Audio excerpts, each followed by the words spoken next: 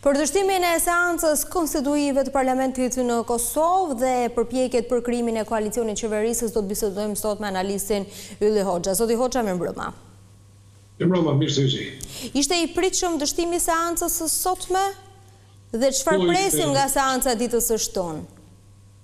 Ishte i paralajmëruar sepse edhe seanca e kaluar dështoi me të njëjtën situatë. Është situatë e bllokimit në istikamet e papërgjegjësisë të gjithë spektrit politik të Kosovës. Rezultati zgjedhor qartazi tregon se ka nevojë për një kompromis të subjekteve të mëdha shqiptare dhe këtë nuk po e dëgjojmë dhe nuk po e lexojmë si duhet të gjitha subjektet për gati 3 muaj. Tash janë për më shumë se 2 muaj e gjys prej datës së zgjedhjeve. Çfarë ndodh nëse dështohen edhe seanca e ditës së shtunë? Nuk ka ndonjë kufizim, do thotë mund të dështojnë edhe disa seanca derisa të krijohet presioni publik në mënyrë që të konstatohet se asnjë tabor politik, as ai pozitës e jo opozitës së kaluar nuk kanë shumicë të mjaftueshme për të krijuar institucionin e qeverisë. Dhe në mungesë të tyre duhet të gjejnë guximin që ju mungon dhe përgjegjësinë që ju mungon për të ndërtuar ura komunikimin mes vete, për të ndërtuar qeveri të qëndrueshme dhe stabile në 4 vitet e ardhshme.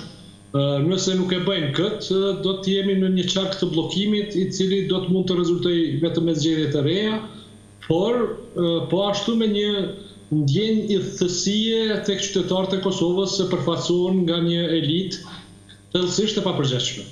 Në analizën që ju i bëni situatës politike në Kosovë, a ka forca që mund të ulin tonet dhe të shkojnë drejt një kompromisi për krijimin e qeverisë, apo zgjedhjet e parakohshme janë zgjidhja?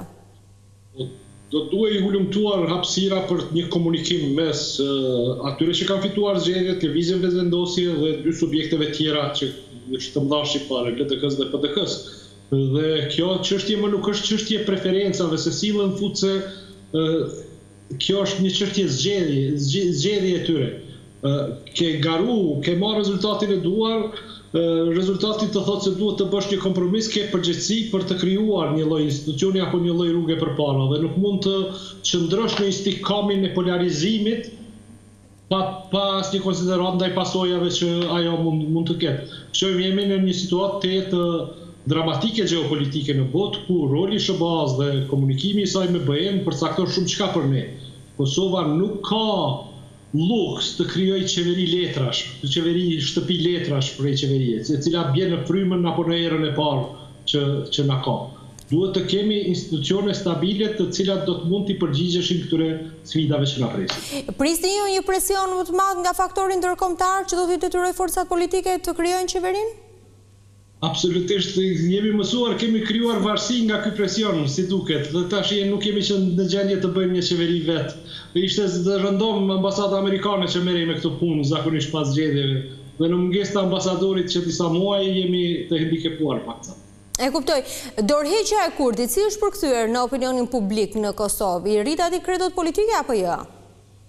Në fakt nuk kishte një interpretim që mbarimi i mandatit nënkupton status të dorëheqjes dhe ishte e paqartë se si e bëri. Është tërësisht e qartë se kushtetuta nuk lejon edhe ushtrimin e detyrës së deputetit edhe të çfarëdo lloje të formës të ekzekutivit. Pra dhe kjo është një kokforci të cilën zoti Kurti e bën dhe duket se i konvenon sepse nuk i ka numrat e mjaftueshëm për të krijuar për të bërë hapat e votutje, por në këtë kurth të cilën ai vendosi ranë tër opozita e cila ja mundsoi që në formë më të përligjur ta bëj këtë vonesë dhe këtë blokadë. Unë kam konsideruar se opozita do duhet të gjente një rrugë për të lejuar hapjen e procesit, të konstituojë kuvendi dhe zoti Kurti të vihej para presionit të orës kushtetuese e cila ka maksimumin 20 ditë nga dita e seancës konstituive për të demonstruar nëse ka shumicë në parlament. Nëse këtë nuk e bën, atëherë i vije radha një personi të dytë i cili demonstron se mund të krijojë shumicë në kuvendin e Kosovës. A mund të ketë kosto për Kosovën nëse nuk arrin shpejt në në krijimin e qeverisë së saj? Nuk e kuptova pyetjen, më fal. A mund të ketë kosto për Kosovën në raportet me Serbinë e Çdo ditë e humbur për Kosovën është me kosto. Siç thash, ne jemi në një në proces të zhvillimeve dramatike në botë, në cilën relacioni euroatlantik i shturur, çfarë është me administratën e re Trump, ka pasoja të paimagjinueshme për ne, sepse kemi varësi të thellë ekzistenciale nga ky raport. Dhe të qenurit pa qeveri, të qenurit pa një minimum konsenzusi politik brenda nesh, mund të ketë kosto të papërballueshme. Zoti Hoxha, ju falenderoj shumë për analizën. Ju faleminderit. Shpresojmë së shpejti në gjendjen e një